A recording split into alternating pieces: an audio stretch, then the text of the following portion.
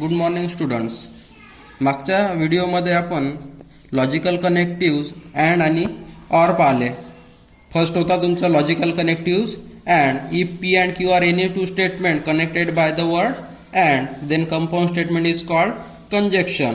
त्यानंतर सेकंड होता आपला logical connective or if P and Q are any two statement connected by word or then the compound statement is called disjunction. त्याचे आपण truth table पाहिले. त्यानंतर third type पाहायची आपल्याला. Third type is if then. If then यालाच म्हणतात implication. Implication और conditional statement. Implication और conditional statement. If P and Q are any two statement connected by if P and Q are any two statement connected by if then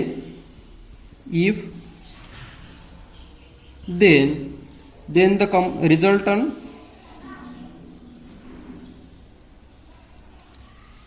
statement is called implication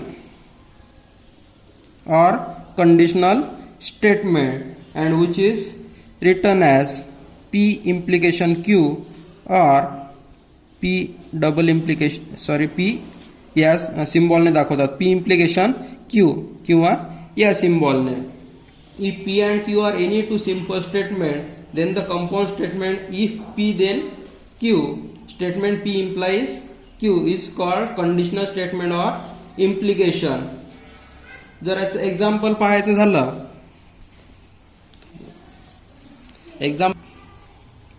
example statement P is I travel by train.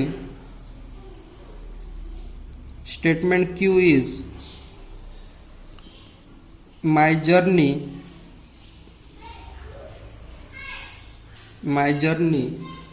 will be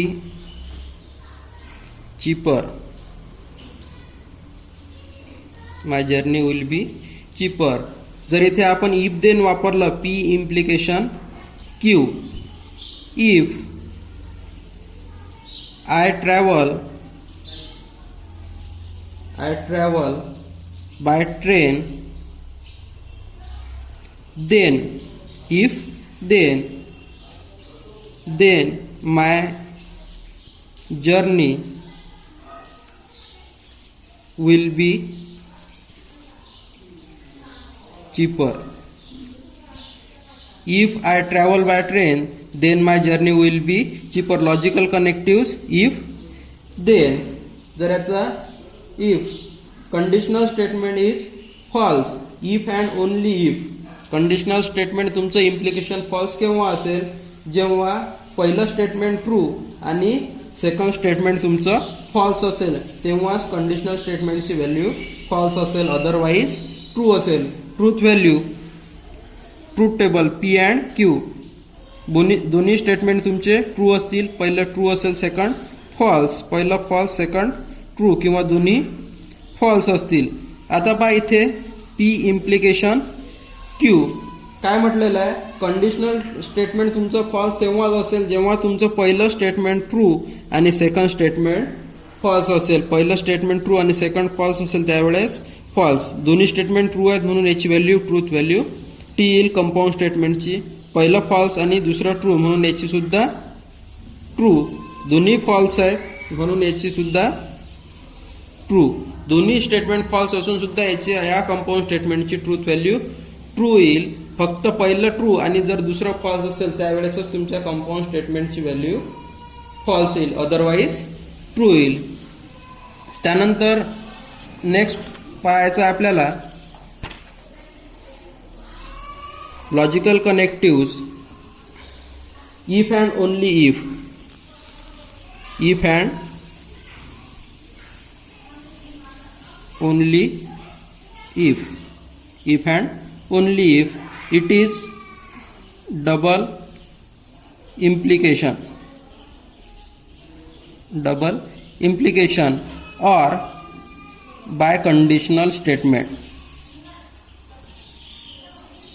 By conditional statement, if P and Q are any two statements,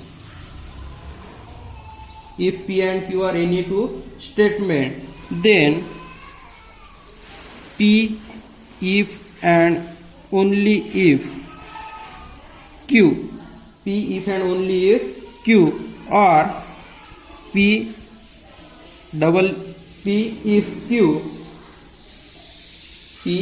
if Q is called biconditional statement or double implication, and which is denoted by P, दोन्ही साइडने arrow दाखवतात P आणि Q मध्ये, or P if Q. Example जर पाहायचं झालं तर यामध्ये statement P, price increases, statement Q तुमचं डिमांड फॉल्स, प्राइस इन्क्रीजेस आहे तुमचं स्टेटमेंट P आणि स्टेटमेंट Q आहे demand falls. Double implication P, double implication Q, price increases if and only if demand falls. Price increases if and only if demand falls. A biconditional statement is true if and only if both statements are true. तुमचं double implication किंवा बायकंडिशनल statement केव्हा true असेल, जेव्हा दोन्ही statement P आणि Q दोन्ही statement काय असतील तुमचे सारखे असतील, दोन्ही स्टेटमेंटची ट्रूथ व्हॅल्यू सारखी असेल, दोन्ही ट्रू असायला पाहिजे, किंवा दोन्ही स्टेटमेंट तुमचे फॉल्स असतील तेव्हा त्याची ट्रूथ व्हॅल्यू काय येईल, ट्रू येईल. जेव्हा दोन्ही स्टेटमेंट ट्रू असतील तेव्हा ट्रू येईल, आणि जेव्हा दोन्ही स्टेटमेंट फॉल्स असतील तेव्हा सुद्धा ट्रू येईल. अदरवाईज याची ट्रूथ व्हॅल्यू येईल फॉल्स.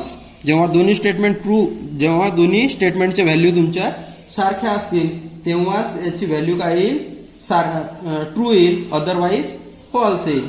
त्यानंतर नेक्स्ट टाईप पाहायची आपल्याला लॉजिकल कनेक्टिव्ह नॉट और निगेशन. लॉजिकल कनेक्टिव्ह नॉट मध्ये आपल्याला एकच सिंपल स्टेटमेंट लागेल, if P be any statement, simple statement, then the negation of P, then the negation of P is not P. Negation of P is not P, and which is denoted by this sign. एकच simple statement लागेल आणि ते दाखवतात negation of P. Example, mango is fruit. Statement P आहे तुमचं, mango is fruit. याचं negation P is mango is not fruit. याचं Pचं negation. याचा जर ट्रूथ टेबल पाहायचा झाला तर एकच स्टेटमेंट आहे P, म्हणून याच्या पॉसिबिलिटी राहतील, एक तर स्टेटमेंट ट्रू असेल किंवा फॉल्स असेल.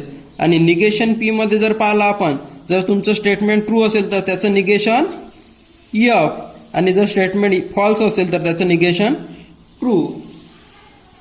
If statement are true, if its negation is false, and if statement is false, then the negation is true. त्यानंतर तुम्हाला होमवर्कमध्ये क्वेश्चन नंबर एक्सरसाइज 1.1 मधला क्वेश्चन नंबर 2, 3 आणि 5 सॉल्व करायचा आहे. आणि काही अडचणी असतील तर मला विचारायचे आहेत. त्यामध्ये तुम्हाला त्यामध्ये तुम्हाला सिम्बॉलिक फॉर्म आणि truth value of compound statement विचारलेले आहेत आणि क्वेश्चन नंबर 5 मध्ये निगेशन विचारलेले आहेत. निगेशन लिहायचे आहे तुम्हाला. निगेशन लिहिताना तुम्ही सरळ सरळ दोन प्रकारे लिहू शकता. निगेशन लिहिताना तुम्ही डायरेक्ट असेही म्हणू शकता it is not true that किंवा इट इज फॉल्स दॅट. त्यावरून तुमचं स्टेटमेंटचं निगेशन होऊन जाईल. ठीक आहे, थँक्यू.